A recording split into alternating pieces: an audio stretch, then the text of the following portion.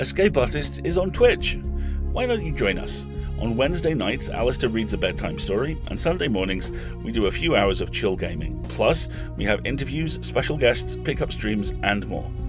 Visit twitch.tv/EA Podcasts and follow us to be notified when we go live and access VODs of past broadcasts. You can support us there too, with monthly subscriptions as well, or if you're an Amazon Prime member, you can support us for $5 a month for free. Free. Visit escapeartists.net/Twitch for a full walkthrough.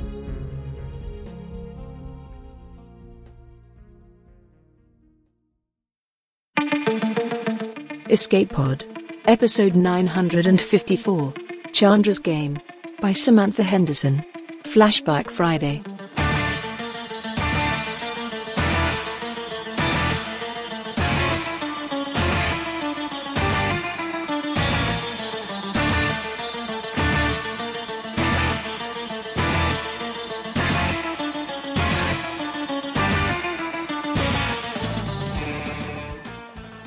Hello, and welcome to Escape Pod, your weekly science fiction podcast.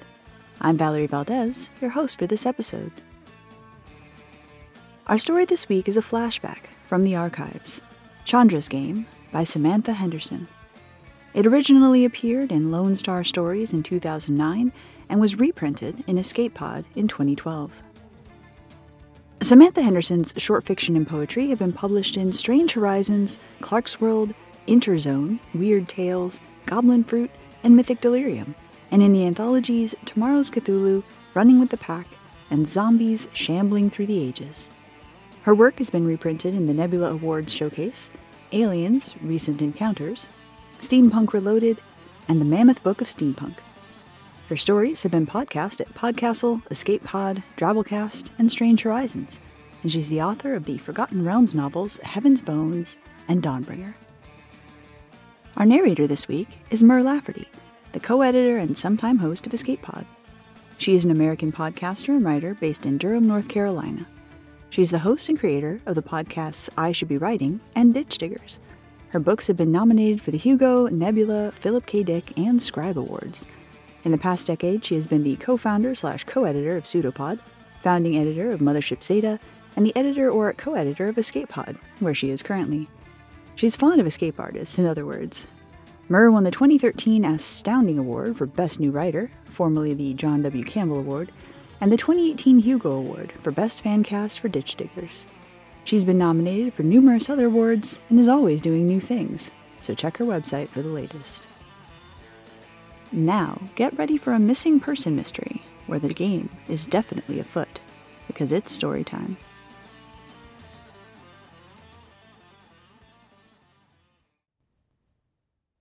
Chandra's Game by Samantha Henderson.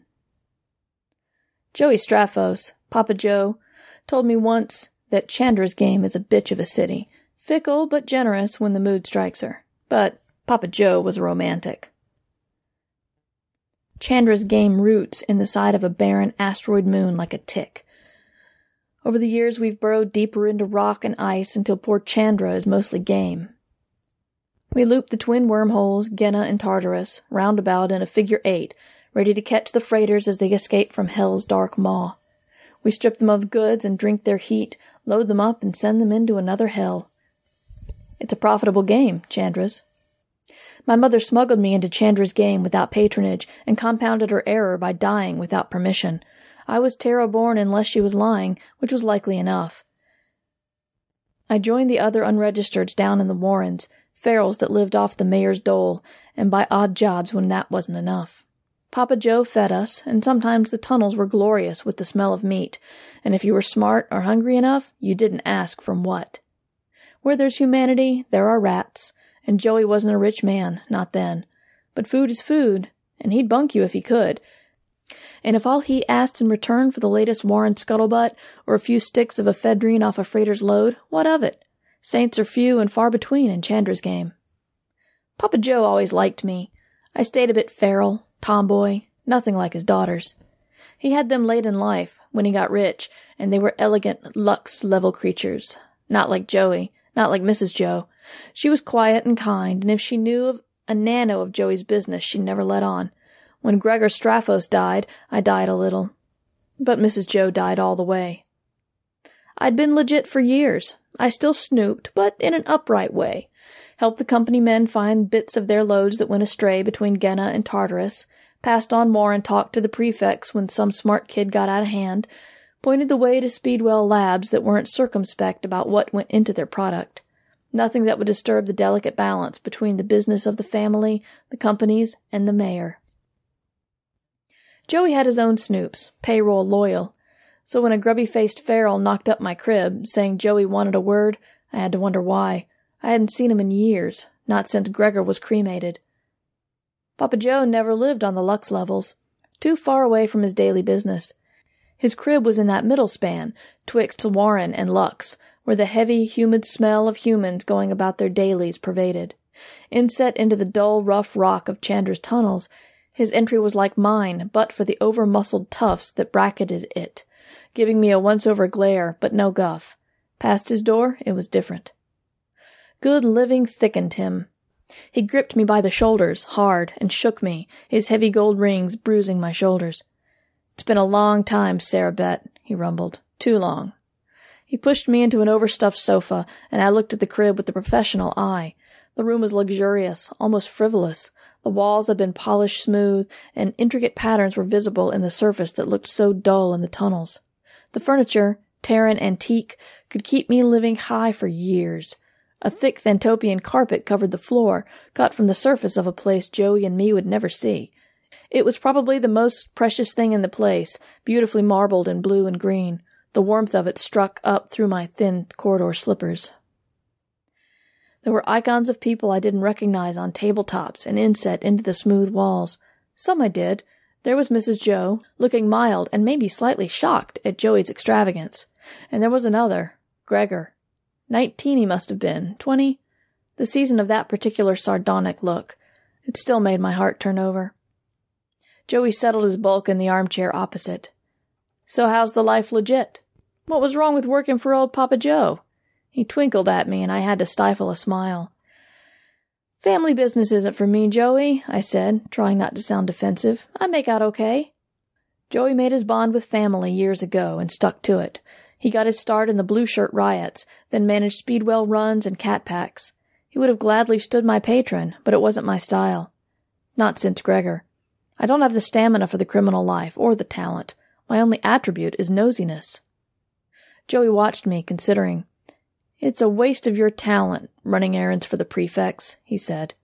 "But maybe it's for the best. I need a snoop, and I can't trust one of mine. Not this time." "Yes." This as I frowned at the door and the muscle behind it. "Yes, but they're conditioned. Mighty useful in a fight, but not for delicate work." He was right. Unwavering loyalty in thought and deed makes for lousy snoop work. For one thing, it makes it near impossible to lie. Yes, I'm aware that conditioning for private use is a felony. You think that bothers a family man like Straphos? "Joey, you know I owe you, but if it's family business—" He held up a beefy hand. "I won't lie and say it ain't. But all above board. Nothing you couldn't swear to before the bar. I need some answers, and the prefects do squat." Which wasn't surprising. Family troubles are a low priority for prefects. Family was supposed to be able to take care of its own, and for the most part it did. He chewed his knuckle before he spoke. "You've heard about May Vostra?" Everyone had. A council member deep in the heart of the family bosom disappears, you'd be blind and deaf not to know. Right before a port election, too. The family got her elected with the freight humper vote, and it was known she paid her debts. I snorted. "You're phasing me, Papa. She's council. The prefects can't ignore that." He shrugged. "May's a friend to freight humpers and blue shirts, never the prefects." He had a point.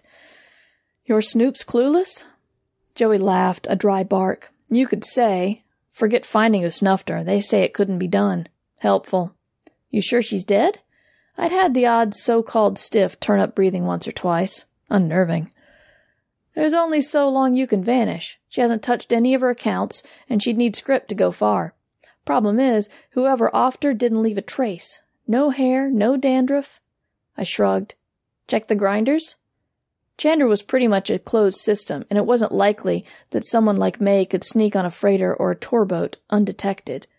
The only out was down, through the grinders that processed the trash and anything you didn't want seen in its original form. May was probably feeding the flowers on the nutrient levels. We're not amateurs, of course we did. Swab for DNA? Yes. Nothing. It's not that hard to get rid of a body if you don't want it ID'd right away or your favorite method documented. The grinders grind exceedingly small, but eventually something will be found, a scrap of matter, blood, a cell, something to match the records. And your droogs say that it was impossible. So don't tease, tell. He scuffed at the carpet, and its pattern swirled around the toe of his slipper. Vostra held, public chambers every cycle. How civic-minded. He grinned at me, and my chest hurt. It wasn't fair he looked like Gregor. Gregor grown old and prosperous, not dead in a Speedwell deal gone sour. Joey continued. 4 hours solid, 50-odd citizens saw her in the flesh. Said flesh, I might add, was not inconsiderable. Her body sect swears she never left her side until chamber hours were over. May went to bed, the body sect tucked her in, locked up, digital and manual. She sleeps in the outer crib and swears no one came in or out. Alarms? All over, and nothing sounded. The body sect. Conditioned? Better than legit. They needled her anyway. Nothing. So much for that. Joey leaned forward confidingly. But May ain't the half of it. This is the 4th time in 3 cycles that one of ours, family I'm talking about, has disappeared. He smiled at my expression. That interests you, doesn't it, Sarah the Clever? It did. He counted on stubby fingers. Gabby Abunhar manages, or used to, the Speedwell runs to the Hawking series. Mild run, in fact. And Sammy Tolstoy, a McHesson droog. You know him? I nodded. I knew Sammy professionally. Hadn't seen his ugly tattletale face in some time, come to think of it. Of course, maybe McHessian realized just how much Sammy was skimming off the bottom of the Lux trade. And it's not just here, Sarah. Tara. He gave me a dark look, and I kept my face carefully blank. No one but no one is supposed to know about the family contacts Tara side. Joey decided to trust me, I guess. Of course, I was easily removable if I got troublesome. That's why I try real hard not to be troublesome. One of the hereditaries, mostly decorative, but had pull with the local prefects. He looked after certain interests of mine. Ours. So, a runner, a thug, a Terran, Vostra. Was the whole family itchy about it, or just Joey? Were they connected, besides being family? Not as far as we know. Could be random hits, I suppose, but why? And no bodies, not a scrap. May in her crib. Gabby was with a bit he had holed up in the upper decks. Joey watched me chew the inside of my lower lip. Sarabet, chick, I'm not asking you to do anything dirty. Just do a little checking up for me, for old time's sake. See if you can find anything my snoops missed. No more than you do for any other client. Is this on the record? With the family, I mean? He shook his head. Just a little job between you and me. So he thought the family was phasing him, and I would too. 3, maybe 4 connections gone, and no one's talking. I didn't want to do it. I'm no Vestal, but I did keep myself clean of mob work, and something about this case stunk of it. I looked into Joey's eyes, Gregor's eyes, and sighed. Okay, Papa Joe, I'll see what I can do. Step 1 was Duchamp at the Prefect's Quad. Yeah, I know anyone worth their O2 can hack their files, but there's a lot a good prefect never tells a file, or a gold shirt, or a psychobab either. Duchamp was dubious. So you're doing family work now, he said, snotty. I was afraid of this. I worked to steer clear of mob work, and now I smelled like family. You know better than that, champ. I'm doing a favor for an old friend. Not all of us were born of the Virgin, like you. He gave me a dirty look, but he came through. Owed me, too, for some fast work during the O2 riots. I could kiss that favor goodbye. If your pals Snoops couldn't track Vostra, it's because there was nothing to find. We have no leads, and that's the truth. Any pet theories? Honestly, I'd say it was a family job. Who else could pull a stunt like that, or want to? Your boys would. She was working for family. He was unperturbed. Sure, May's not a favorite of ours. We've got the motive, but not the opportunity. What about the body sect? Conditioned, which you knew. Better than was good for her. I had a go at breaking her myself. He flexed his knuckles instinctively. We'll investigate, we'll find nothing, and the case will go cold. 10 or 20 cycles, years, whatever. Somebody'll find her. He looked at me and laughed. They probably hired you to find out how watertight the whole thing is. I narrowed my eyes. So what about Gabby and Har? Or Sammy Tolstoy? A runner and a punk. One's missing, one I haven't seen lately, and don't care if I do. I'll give you something for nothing, champ. My client thinks they're connected. I'll check it out. The good citizens thank you, champy. I squirmed out of the Central Prefect Warren, nodding to the boys and girls who waved at me. Faces I'd seen at witness cages and neon bars and bathed by the ghostly glow of corridor lights when somebody found a body in the dead of dawn. I wondered how far my stock would plummet when they found out I was working for Straphos. At 2100 hours, I was in my crib, contemplating food packs and losing my appetite. I was just considering a scuttle down level for a soy wrap when the crib door beeped. The spy screen showed a polished hunk of man flesh. I reached for the release, paused, then punched the scanner. No projectile weapons, it remarked indifferently. 3 blades, left forearm, waist, right ankle. I switched it off. They could chop me any time if they really wanted to. Come in, I said, releasing the door. He paused at the threshold, eyeing my minuscule crib. Standard issue, 5M by 5 by 5. Piss-pot enclosure and everything tucked up nice and ship-shape. No bath, but the Green-Toed Frog public lab is just round the corner and down a chute. To get on the crib lottery, I'd racked up public service and waited for enough people to die, living till then in the bunks with the rest of the proles. Mr. Straphos wondered if there was anything you needed, said the Droog, politely enough. Of a financial nature, I mean. No, chick, I said.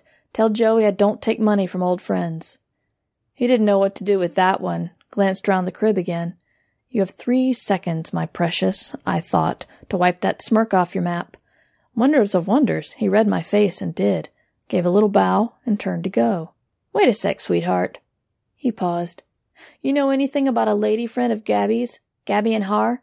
A bit he kept upstairs, Lux level? He grimaced. Yeah, some old stock jet trash. Not his usual taste. Liz Path. Where is she now? Where he left her, in a Lux crib upstairs. Till mid-cycle. Then she's out on her ass, I guess. No Gabby, no juice.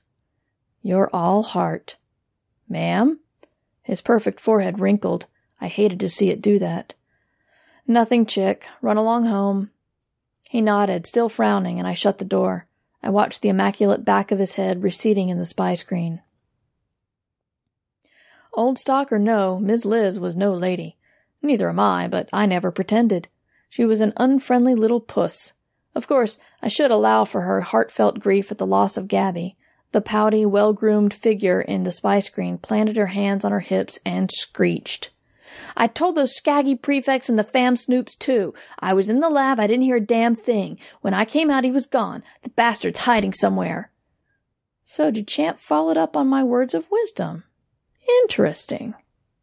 You sure you heard nothing? I'm not deaf, she said, but I'm no ear. I didn't hear anything. I tried another tack. How much do you know about Gabby's business?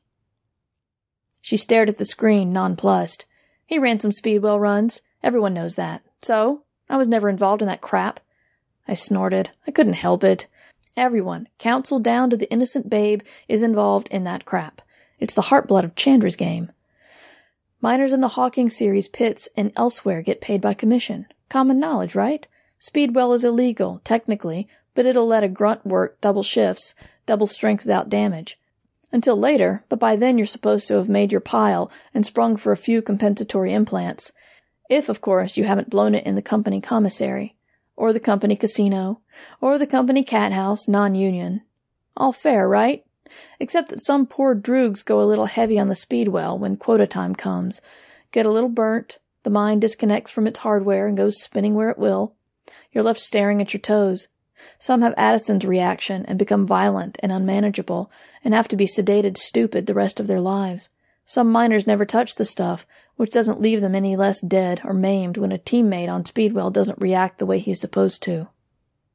But overall, it increases production, so the company turns a blind eye. Human damage is overhead, like anything else. Liz was still staring. I continued. Did anyone have a grudge? Someone who got hurt? Someone whose droog got burnt? Come on, Liz, you have to know. She broke the connection then, but I saw her expression. Frightened. Of me, Gabby, the prefects, the family, something. Not a stupid sentiment, considering. I hate going top level. The dark expanse overhead made me feel like I could fall forever. Distant stars hard and cold in the background, and the only other light beyond the dome, the ominous dark glow of Genna, or Tartarus, or a flash when a freighter went through. The tunnel's underground for me. Topside the tourist traps and overpriced trader stalls that cater to the ignorant. Docking grids and dens where the blue shirts hang when they aren't humping cargo or crewing. Nothing like a blue shirt on leave. They have money to spend and they deserve it. Usually freighters, well captained and crewed, navigate the wormholes just fine. Sometimes they don't. No one asked our species to go prancing through wormholes. It keeps insurance mavens in business anyway, and exotic goods exotic. Liz's crib, however luxe, was in the less prestigious sections of the upper decks, sandwiched between the richest traders and the honeycombs where tourists bunked. I shouldered into a service creche and settled in for a long wait. But it was only an hour or so when she emerged from the crib. I followed her up corridor, top deck, watched her enter the plexi-topped blue shirt's paradise, ungodly amber in the topside light. I paused. Should I follow her or head back and search the crib? Nothing there the squad or family snoops hadn't found already. Better to see who she was meeting in such a hurry. I caught up with her at one of those glassed-in jet trash troughs where they charge you triple for bad Java. I lost her at the door, found her again through the transparent wall. She was sitting at a scrap of a table, her smooth blonde head next to a smoother black head. I froze as Blackhead turned to the door, stayed frozen when I saw her face. Carrie Straffos, Joey's youngest daughter and the most ambitious. But maybe she knew Liz socially, maybe they were friends, maybe Liz needed a little girlfriend time. But as I watched, Carrie turned suddenly back to Liz and grabbed her upper arm, sinking her nails in Liz's pale flesh. Miss Liz went white as Carrie bent close, saying something I couldn't decipher. Liz shook her head, mouthing something, the same phrase over and over, and Carrie let her go. Liz rubbed at her arm and didn't dare do anything else. I knew how she felt. We'd all been on the receiving end of Carrie's wrath, all Joey's little brats. Even Gregor was afraid of her, a little. Neither had seen me, and I didn't want to get any closer, so I didn't know what Carrie said. Whatever it was, Liz had enough. She wrestled her way out of her seat and through the crowded cafe. Behind her, Carrie stayed seated, her nails drumming on the table, fast and furious. I almost lost Liz in the corridor. Before she reached her crib, I shouldered in front of her. She wasn't snotty now. Frantically, she grasped my arm. I told her, she choked, her eyes wide and brimming. I don't know anything. She doesn't believe me. I couldn't have seen it. I don't know. Nobody knows. Tell her. She stared at my face, and I don't know what she saw there, because she let me go and backed into her door. Tell her to leave me alone, she said, and vanished inside. What do you care, said Shashki, proprietor of the green-toed frog. Years of tending the baths had made him insubstantial, foggy around the edges. A breath of cold air would have blown his tall, skinny figure away. Bunch of family narcs. Let 'em off each other if they want. Old business, Shah. Old bones to burn. Don't be melodramatic, he said, and vanished into the mist, damply disapproving. I leaned against the slick tiles of the cubicle and drew steam deep into my lungs. Shah was right. Who was I trying to impress? Joey, I told myself. For God's sake, the man was kind to you once. Probably saved your life. And he has Gregor's eyes. Gregor, once your lover, dead 10 years since a speedwell run, went bad. Funny thing was, Gregor hated the business. He was going to go legit, agreed to make one more run as a favor to his father. Shah materialized beside me, holding a towel fresh from the sanitizer. Time to go home, chick. You're thinking too much in all this heat. Hose down and get some rest. Don't lose sleep over the doings of rich folk. I wrapped myself in the rough cloth. The rich may be ridiculous, but they pay for the food and the O2 and hot water and Java. Shah grinned. Damnedest things they'll do. There was a local provost on Nimbus who collected slime molds. You lie. The hell I do. All sorts of colors and shapes. They were dormant half the time, and then they just crawl around. He kept them in an enormous garden. Kept cats to guard them. Some of those things were 3-4 meters long. He married my third cousin twice removed, but she caught him. Shaw. What? Sarah, you've gone white. Shaw, I think I'm going to be sick. He helped me to the sink. Leaning over the dull metal, I saw the blur that was my face. It was dead white, like Liz Path's. That's all we need in this damn hive, I thought. More recycled ghosts. What is it, Sarah? Shaw's voice came from a long way away. I have to be sure. I straightened up and scrubbed at my lips with the back of my hand. I have to be absolutely sure. I love going down to the merchants' halls, even as a brat, even now babysitting a shipload of tourists. Chandra's Game was always a trading port, always will be, and here lies her true heart. Wormside traders and some from Terra come here to bid on the wares of 100 planets, legit or no. Spices, fabrics, gemstones, animals, plants, both, neither. No matter your game, here you can find a seller and a buyer if the price is right. Mel Kikorian's trade was not certified kosher, but nobody held it against him. His license said textile, and a Thantopian looks like a rug. Acts like a rug, even if it is alive. Because it is, you know. They grow like the mats of algae in the nutrition chambers, but they're alive like any other animal. We don't know how long they live, but we love our heat here in the cold of space, far from our mother star. We don't argue about where it comes from. Mel had a precious, illegal stack of them, piled under teaser silks and narrative weavings.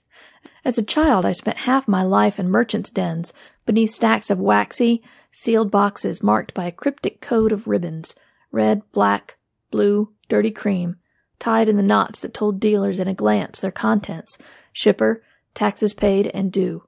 Mel cultivated brats, used them for sending messages he didn't want eared. He'd feed us caviar, dragon's meat, sugar from Terra. He used us like everyone uses everyone in this bitch city of 1,000,000 souls. But so, he made a living and never betrayed you, not even for the bounty the mayor offered to finger unregistered brats. He'd keep few of us hanging around in back in case he needed a runner, and we lounged among the luxuries, dirty kids and ratty jumpers. Some slept between the Thantopians, soft and warm and vibrating so gently. I didn't. I didn't like the things, maybe because persistent traces of alien dust from smugglers' ships tickled my nose and made me sneeze. The others didn't seem to mind. Malice Fife was my best friend for a few cycles and didn't mind the dust. One day we couldn't find her. We searched the trading floors and the warrens and never found a trace. What were we going to do, report it to the authorities? In the warm air of the trading floors, I shivered. I stood a while between stacks of goods before Mel saw me. When he saw me, he beamed. Sarah the Clever! I was in his good graces, having recently snagged a sometime smuggler who decided to retire before delivery, but after payment.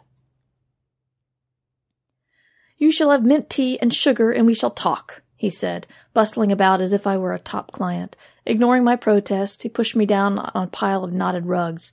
I acquiesced and held the hot cup of tea between my cold palms. Mel, I said, leaning into the fragrant steam. Mel, have you seen Sammy Tolstoy recently? You're nuts, said Duchamp. Certifiable. Brain burned. I'm serious, Champ. You can't expect me to report this. Then I will. What? That some two-bit thug was hanging around Kikorians before he disappeared? You'd be laughed out of your guild. He was running for Mel, and Mel's main trade is the illegal import and sale of an indigenous species from Thantos. Tell me something I don't know. I'll tell you this. Humans live longer than a steamfly and shorter than a macaw. A what? A bird from Terra. Listen to me. The Thantopian is a non-sentient life form people find decorative. They're warm and pretty and flat and look great on the floor, and you don't even have to skin them. Sure, they're a protected species, but people want 'em, and so they're going to get 'em. Like macaws. Like slime molds. No, I waved Duchamp to silence as he sat behind his desk, sullen. You're going to listen to this. Someone has to. What if Thantopians just live a long, long time? Ever heard of one dying and curling up? I think they're lazy. I think they're sentient. I think they talk to each other somehow. No, listen. This is a cold ball of ice and rock, but we're making it warmer with our breeding and trading and living. Slowly, a degree at a time. One day, Chandra will melt apart at the seams and we'll fall into Genna or Tartarus, but not for a few hundred years, so it's not my problem. But I think it's warm enough for the Thantopians to wake up. Duchamp had his elbows on the desk, and now he put his head in his hands. You're telling me that a council member, a runner, and a thug were eaten. Eaten by carpets. They're not carpets, they're animals. Maybe certain groups of them, family groups, hibernate at the same time, wake up at the same time. Wait a minute. Duchamp tapped at his spy screen. Here, the Snoop report on Liz Path's crib. No Thantopian. We would have impounded it, checked it for traces of Nhar. No way old stock like Liz would have settled for a bare floor in a Lux crib. She must have seen something. Must have got rid of the thing. Easy to sell it to a trader. She told me she didn't know what happened, but she was lying, champ. It scared her half to death. Then why not say something? I laughed. You say I'm nuts. You know me. What would you do to Liz Path? I paced the tiny office. Likely Mae Vostra had one. Family present. Sammy lurking in Mel's shop. Terracide connection. Duchamp started, and I laughed again, hollowly. You want to bet he had a little illegal rug, too? If you're phasing me, Sarah... I stopped pacing. My God. I know who else knows. Carrie Straffos. Carrie? She was quizzing Liz pretty hard. She's no numbwit, Carrie isn't. She knows what Liz saw. Champ. I turned to him slowly. Carrie Straffos is very, very ambitious. He shrugged. She'll be a player one day, we know that. Joey Straffos has the biggest, most beautiful Thantopian you ever saw, on the floor of his crib. We looked at each other a long second. I knew what Duchamp was thinking. Better the devil you know.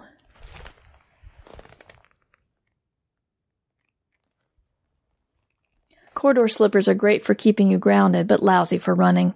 We scrambled along pretty good, though. I've never seen Duchamp move so fast, and all for Joey Straffos. We were too late, of course. Papa Joe was gone. Carrie leaned back against the wall, pale but composed. She smiled sweetly at me and Duchamp, who was panting at my back. Over Carrie's shoulder, the icon of Gregor reproached me. 2 droogs were rolling up the Thantopian, their movements jerky, nervous. Such a waste, Carrie, I remarked, as the stunning pattern disappeared and was bundled away. It's safe for a few years. Why not keep it? Maybe you can use it to assassinate someone else. Carrie smiled again. Thank you for your work on the family's behalf, she said pleasantly. Have you been paid? Yes, I lied. Then get the hell out of my crib. Of course, everyone had their Thantopians removed when word got out. Some of them returned to Thantos. The less scrupulous disposed of them in organic grinders. I wondered if that was wise. We don't know how they reproduce. Carrie manages family business with admirable competence. Mel Kikorian, who helped me and other kids, is out of business. The prefects think I'm family-tainted, and Chandra's game lives on because it's profitable. I told Duchamp Chandra would live hundreds of years more, but leaning against the polished wall of the green-toed frog, I think of the veins of ice deep inside, ice becoming water, molecule by molecule. Profit won't link them back together or hold them quiescent. Profit's not everything that hatches out of mud, nor is love. I sit in the steam and wait for Chandra to hatch.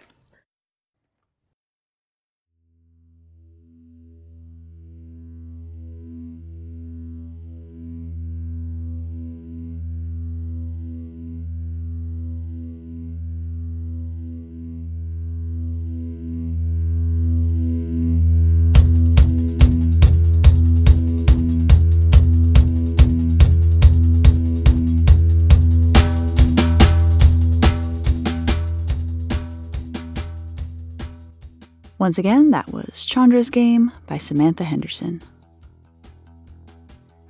Something Mur and I have in common is that we're both suckers for a good mystery, and this story is a really good one. The kind of noir that conjures up not images of dames in smoky rooms, but people in dark alleys, hoping the footsteps behind them will turn in another direction. Guillermo del Toro says noir is the poetry of disillusionment and existentialism, the tragedy that emerges between the haves and have-nots. and the have-nots are trying to breach their ambition through violence and ultimately worshipping a hollow god, which is money. The hardscrabble life of the residents of Chandra's Game perfectly evokes that sentiment, that things aren't good, but they've been worse, and could be again if the next speedwell run goes wrong. Even the mafia leader who climbs to the top can find the rug pulled out from under him, and then having him for a snack. Noir like this, with its evocative language and grit you can feel on your tongue, grabs us by the chin and forces us to take a hard look at our own world. We're all caught between Gehenna and Tartarus, and there's no escape except the one we make for ourselves together. Escape Pod is part of the Escape Artists Foundation, a 501c3 nonprofit, and this episode is distributed under the Creative Commons Attribution Non-Commercial No Derivatives 4.0 International License. Don't change it, don't sell it, please do share it. If you'd like to support Escape Pod, please rate or review us on Spotify, Apple Podcasts, or your favorite app. We are 100% audience supported, and we count on your donations to keep the lights on and the servers humming. You can now donate via 4 different platforms. On Patreon and Ko-fi, search for Escape Artists. On Twitch and YouTube, we're at EA Podcasts. You can also use PayPal through our website, escapepod.org. Patreon subscribers have access to exclusive merchandise and can be automatically added to our Discord, where they can chat with other fans, as well as our staff members. Our opening and closing music is by Daikaiju at daikaiju.org. And our closing quotation this week is from Raymond Chandler, who said, "Without magic, there is no art. Without art, there is no idealism. Without idealism, there is no integrity. Without integrity, there is nothing but production." Thanks for joining us, and may your escape pod be fully stocked with stories.